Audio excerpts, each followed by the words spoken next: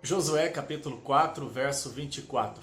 Para que todos os povos da terra conheçam que a mão do Senhor é forte, a fim de que temais ao Senhor, vosso Deus. Jeremias, em uma situação caótica, exclamou: quero trazer à memória aquilo que pode me dar esperança. O que você tem trazido à memória, o que tem te dado esperança na sua vida e no momento em que estamos passando, em momentos de crise, de tribulação, de sofrimento, de pandemia.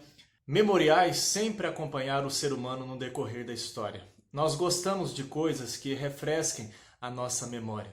Nós não gostamos que certas coisas fiquem esquecidas. Há memoriais de vitória, de momentos de celebração, também de momentos de lutas, de sofrimento, de perdas. Nós gostamos de perpetuar certas lembranças para que elas jamais sejam esquecidas. Se você olhar, por exemplo, no Muro de Berlim, lá tem um pedacinho ainda do muro para lembrar, deste período triste da nossa história de divisão. Se você for hoje lá no lugar das Torres Gêmeas, há um memorial em referência ali, uma homenagem àquelas vítimas daquela tragédia, não é? E no Antigo Oriente, no contexto bíblico, não era diferente. Nós encontramos isto, inclusive, na narrativa bíblica, e muitas vezes por ordem do próprio Deus.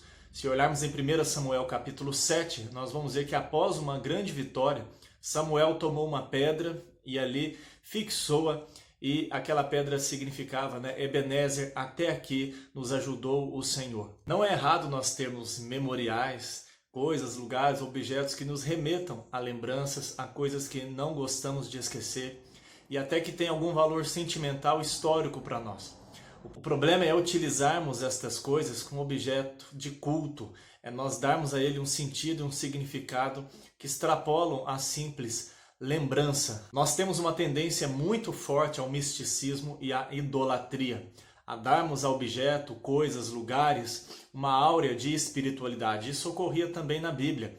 Por exemplo, em Gigal, onde foi um lugar onde erigiram as pedras aqui do Rio Jordão, a capa de Gideão, também a serpente de bronze, e outros objetos e lugares que instigavam o povo à idolatria por causa da idolatria do seu próprio coração. Como dizia Calvino, nosso coração é uma fábrica de ídolos. E Jesus disse que a nossa adoração hoje é em espírito e em verdade. É uma adoração verdadeira, real, sincera, baseada na palavra de Deus, mas espiritual. Não é por meio de objetos, de mediadores nesse sentido, só há um mediador que é Cristo, mas é um culto espiritual, é um culto também no Espírito. E as únicas coisas visíveis que pertencem à nova aliança, ordenadas por Deus, é a água do batismo e também o pão e o vinho, que remetem, sinalizam, apontam para a realidade que é Cristo. Nós não adoramos o pão, nem o vinho, nem a água, não há poder nenhum mágico neles em si, mas eles apontam para a obra perfeita de Cristo, para o lavar regenerador do Espírito Santo. E os memoriais na Bíblia tinham um uso extremamente didático. Várias vezes nós encontramos, como Êxodo 12, também Deuteronômio 6, Deus exortando o povo a que passasse às gerações futuras o conhecimento de Deus, os feitos salvíficos e redentivos de Deus, para que as gerações futuras conhecessem o verdadeiro Deus e a salvação. E este é um dos propósitos que nós encontramos aqui em Josué 4, quando as gerações futuras vissem aquelas pedras empilhadas ali, elas perguntariam, seriam instigadas na curiosidade, e seria ali um gancho para os pais relembrarem os filhos ou ensinarem os filhos, as gerações futuras, sobre quem é Deus, sobre os seus feitos de salvação e como eles deveriam ali se relacionar com Deus. E aqui em Josué 4 nós encontramos um destes memoriais da palavra de Deus. E aqui é um memorial erguido à mão forte de Deus, para que o povo de Deus e as gerações futuras conhecessem e jamais se esquecessem de que a mão de Deus é forte. Então, à luz de Josué 4, nós vamos tratar deste tema. Um memorial, para que todos saibam que a mão do Senhor é forte. Um memorial para que todos saibam que a mão do Senhor é forte. E por que a mão do Senhor é forte? Em primeiro lugar, versos de 1 a 7, observamos aí que a mão do Senhor é forte, porque ela é poderosa para salvar todo o seu povo.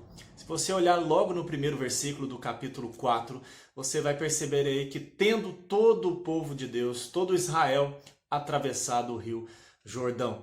Mais à frente você vai encontrar também esta expressão se repetindo aí neste capítulo, de que todo o povo atravessou, ninguém ficou para trás. Todas as tribos atravessaram, a totalidade do povo de Israel. E Deus ordena então a Josué que escolhesse um homem de cada tribo, das 12 tribos, e cada um deveria escolher ali uma pedra do leito do rio e levar até o primeiro acampamento, que no caso foi Gigal, que ficava a 13 quilômetros do rio Jordão. E eles deveriam então tomar estas pedras para fazerem este memorial. E o povo seria representado através destes 12 homens. E estas pedras serviriam como sinal, é o que o texto aí diz, e também como memorial. Um sinal serve para nos apontar para algo, né? O sinal, ele traz aí esta referência, ele nos remete a uma realidade. Nós não podemos ficar no sinal em si, mas o sinal é um gatilho, né? Um gancho que nos aponta para a própria realidade. Então aquelas pedras serviriam como um sinal. Não para que nós ficássemos focalizados na pedra em si, ou nas pedras, mas para que fôssemos conduzidos a Deus e aos seus feitos de salvação.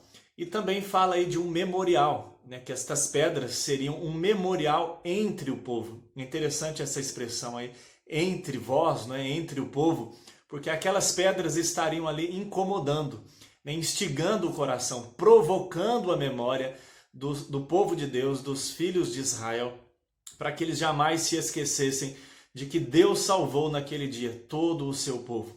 Deus cumpriu as suas promessas. Deus rasgou o rio de Jericó na frente deles. Eles passaram a pés enxutos naquele rio e tomaram posse assim da terra prometida.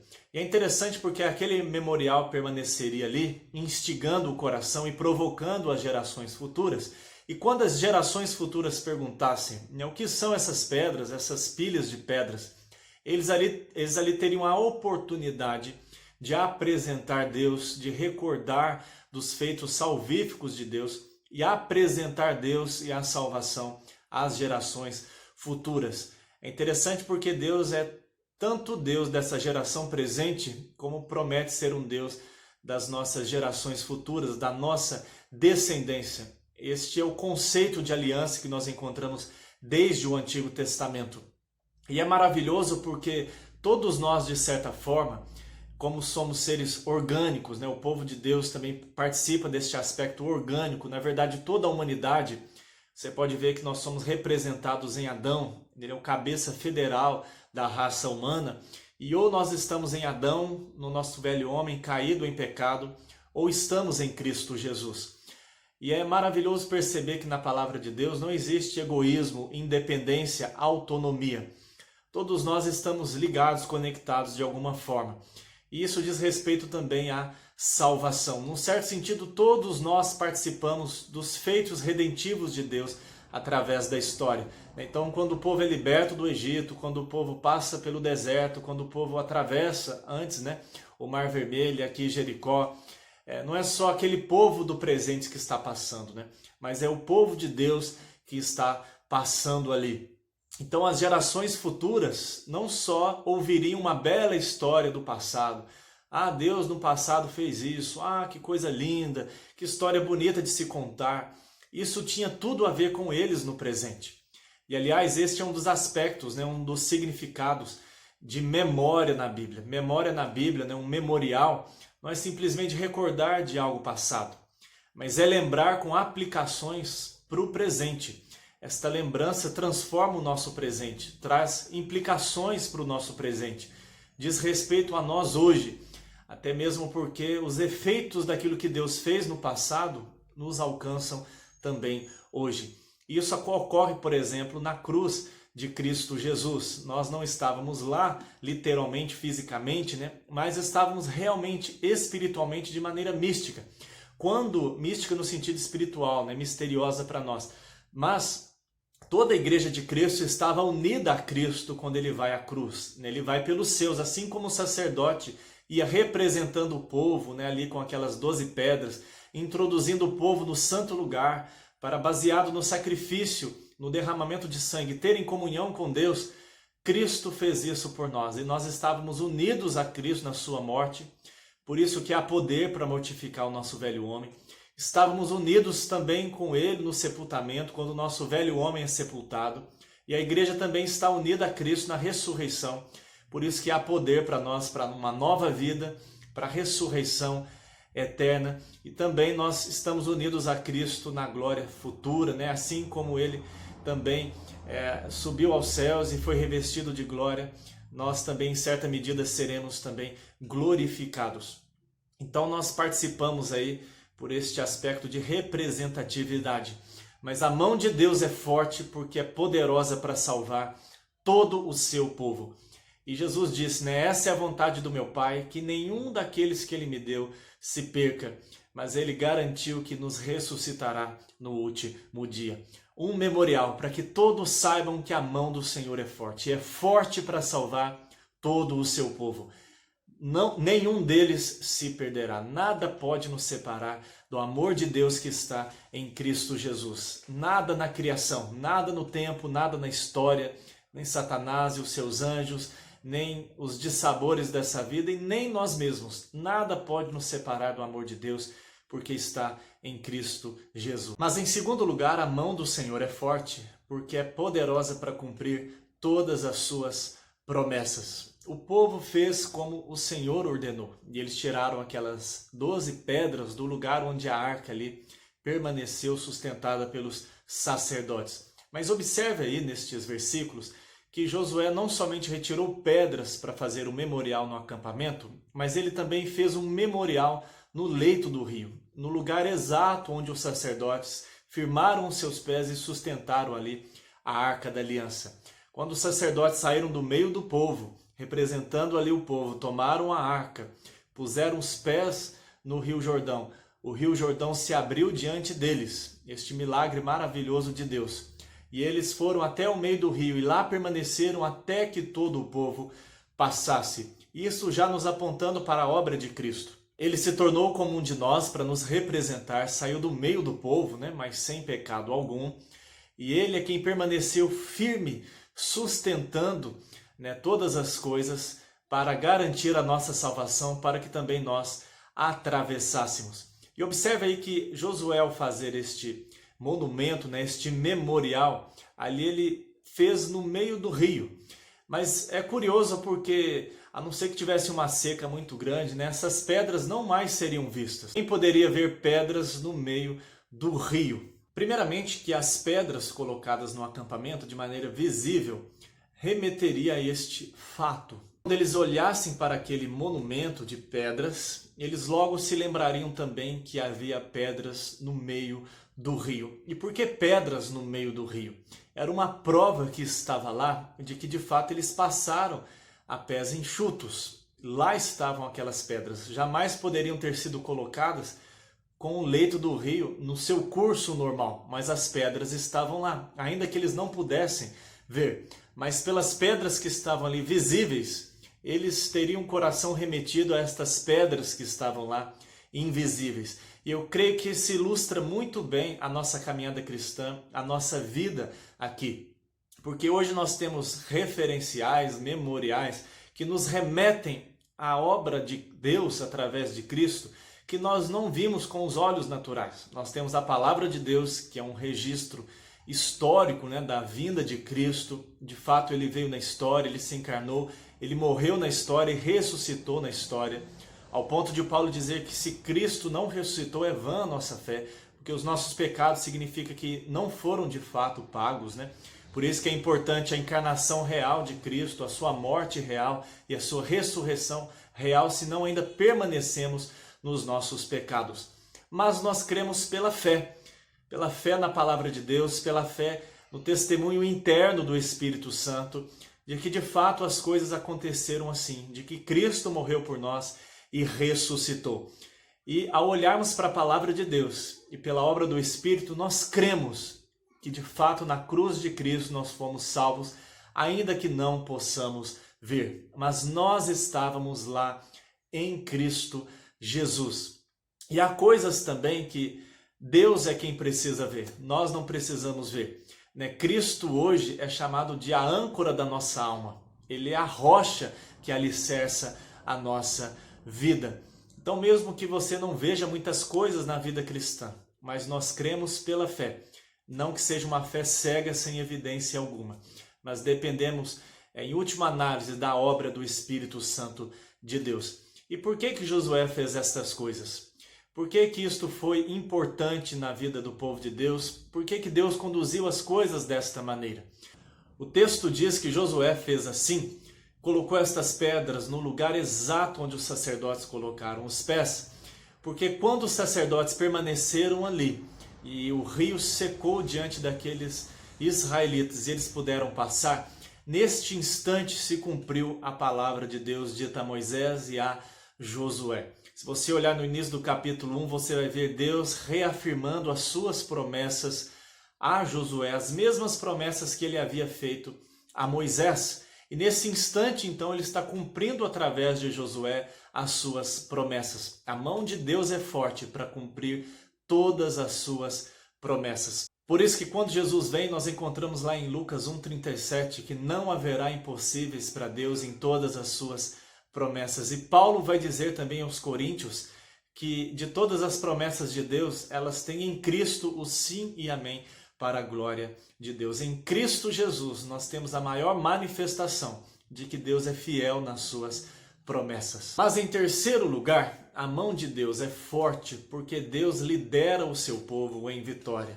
Quando Deus tirou o seu povo do Egito, Deus tirou de lá escravos, ao ponto de Pedro dizer, né, vós que não erais povo, hoje são povo de Deus, né? Nós somos nação santa, sacerdócio real. Este povo marchou pelo deserto, caminhando, né, sendo conduzido por Deus até o lugar prometido por Deus, onde eles poderiam viver e adorar a Deus. Afinal, esta era a ordem de Deus através de Moisés: deixa o meu povo ir para que me sirva. O propósito de Deus tirar o povo do Egito não era só dar liberdade, dar uma terra para o povo viver do jeito que quisesse. Isso seria continuar na escravidão.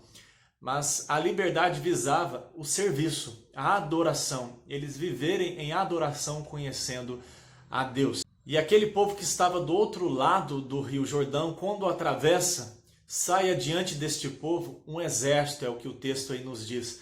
O povo é acompanhado por um exército vai adiante, e o autor aí já nos prepara para os eventos próximos, quando eles vão ali tomar a cidade de Jericó.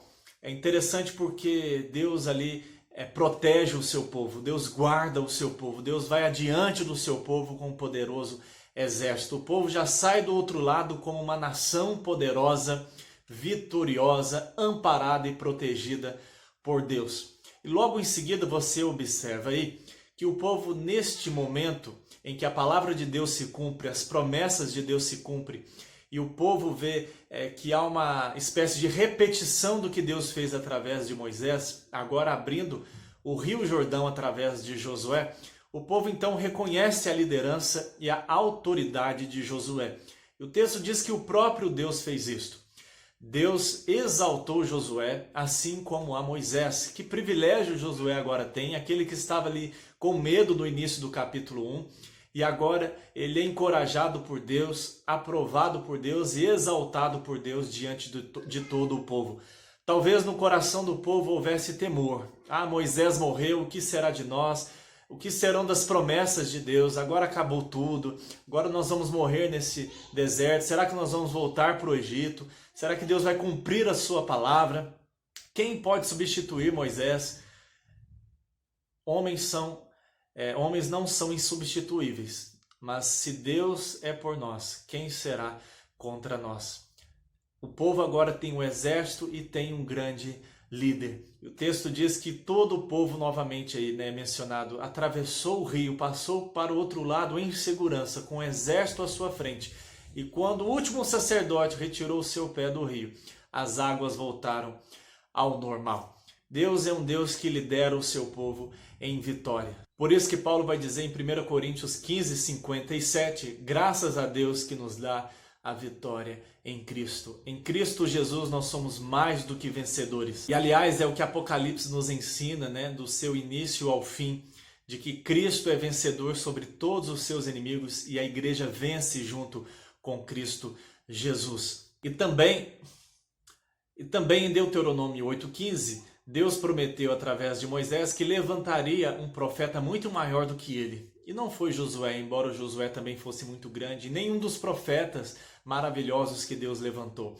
Mas isto se cumpre em Cristo Jesus, o verdadeiro rei e líder do povo de Deus. Por exemplo, no Monte da Transfiguração, ali Moisés e Elias saem de cena e fica apenas Cristo, já numa antecipação da sua glorificação, e uma voz do alto lhe dá autoridade e diz: a ele vocês devem agora seguir. E Hebreus capítulo 3 vai dizer também que Jesus é muito maior do que Moisés, nem tem comparação. Moisés é servo, mas Jesus é filho na sua casa. Que bênção que nós temos hoje também da parte de Deus.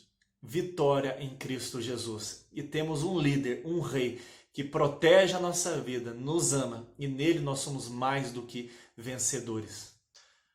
Mas em quarto e último lugar, um memorial para que todos saibam que a mão do Senhor é forte. E a mão do Senhor é forte porque também conduz o seu povo, nos conduz em temor. A salvação não é um fim em si mesma, senão seria uma espécie de humanismo se Deus nos salvasse simplesmente por causa de nós mesmos, ou só para nos tirar do inferno e da condenação.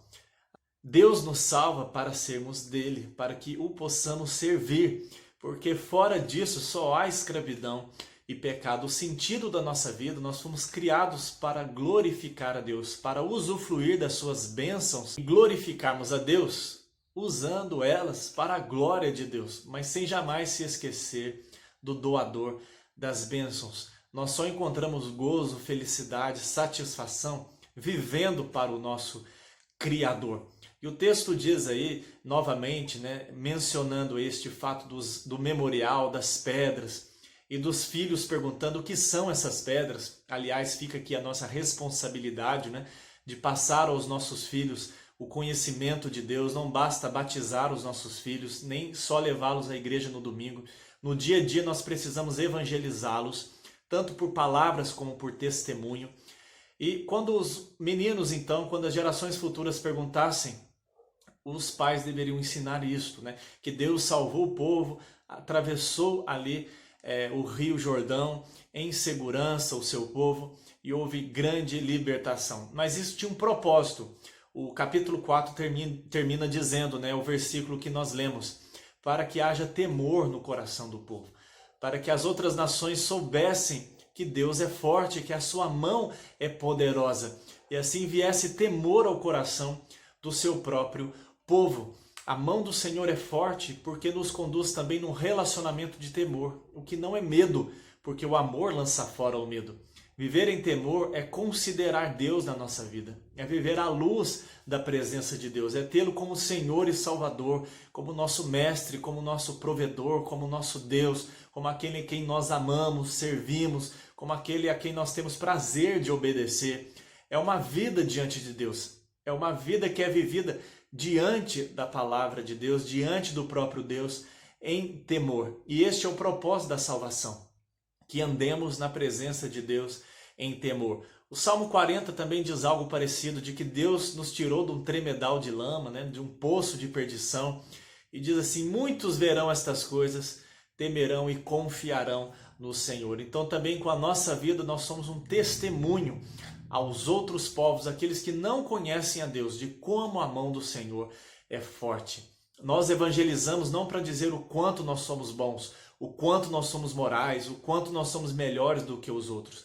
Nós evangelizamos para dizer: eu sou um pecador, salvo pela graça de Deus, mas é a mão do Senhor que é forte, forte para ter me salvado e é forte para salvar você também. Um memorial para que todos saibam que a mão do Senhor é forte. Concluindo, o maior memorial que nós temos foi cravado pelo próprio Deus na história, que é a cruz de Cristo Jesus. Ali nós temos um memorial de como a mão de Deus é forte, porque em Cristo Jesus Deus salvou todo o seu povo. Em Cristo Jesus Deus cumpriu todas as suas promessas. Em Cristo Jesus nós temos vitória e proteção.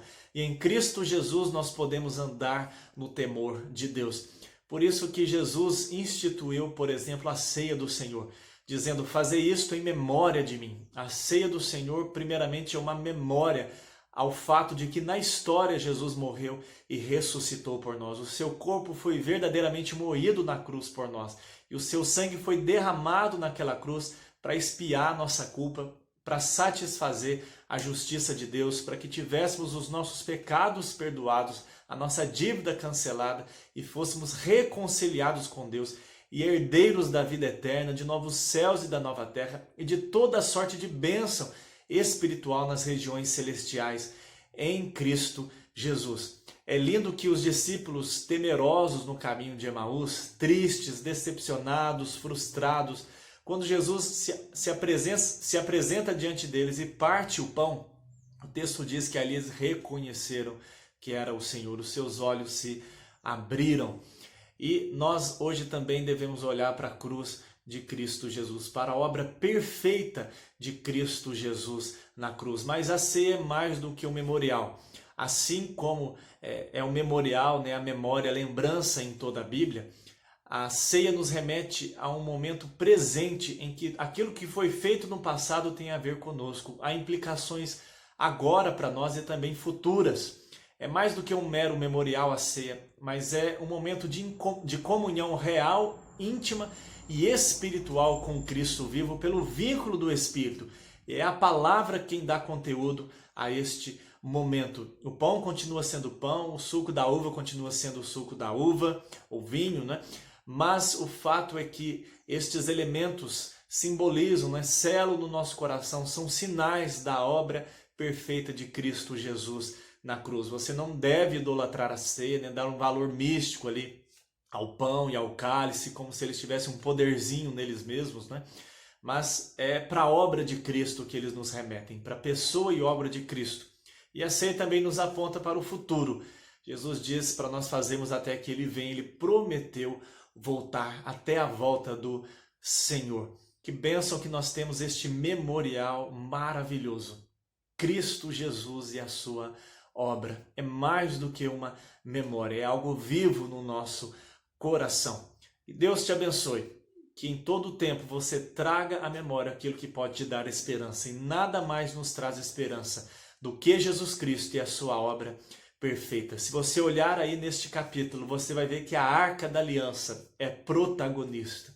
Ela é chamada aí de Arca do Testemunho, porque nela estava a palavra de Deus. É a Arca da Aliança, porque Deus é um Deus de aliança. É a Arca do Senhor, porque ela era um símbolo da presença real e espiritual de Deus com o seu povo. É a arca que rasga o rio, é a arca que sustenta as águas do rio enquanto o povo passa. E esta arca aponta para Cristo e a sua obra perfeita e a sua justiça perfeita na cruz. E Cristo hoje é o nosso memorial eterno de que a mão do Senhor é forte. Deus te abençoe e guarde o seu coração e te fortaleça em todo o tempo.